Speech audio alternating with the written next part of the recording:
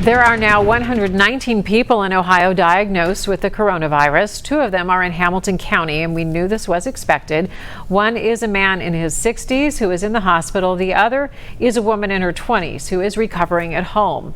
And a man in his 40s is in isolation in Warren County. Local 12's Jenna Cisneros tells us what county officials are saying about these cases. Jenna. And Paula, I do want to speak on that one case you were talking about, the woman in her 20s.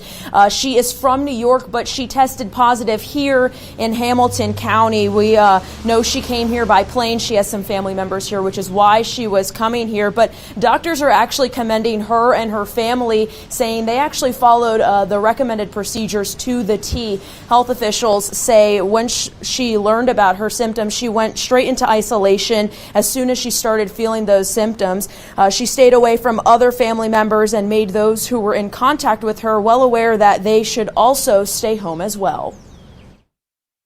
As an infectious disease expert, once a person recovers from this, the individuals who live within that home who are in those contact, the 14-day clock ought to really start after they've recovered, because we need to watch them long enough to make sure that they don't develop illnesses as well. And so I think it's important to think about these practical issues from the standpoint of human beings. How do we manage this and what's the right thing? And we're very gratified this family's been terrific.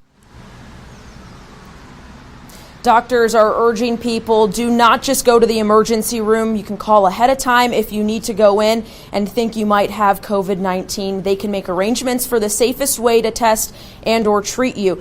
Also remember to practice safe hygiene habits like hand washing and avoid touching your eyes, nose, and mouth. Again, we have 2 confirmed cases here in Hamilton County. As for the most recent case, the man in his 60s, we do know he is still in the hospital with fairly severe symptoms. And I'll tell you, doctors say this is just the beginning. They're really expecting that number to continue going up.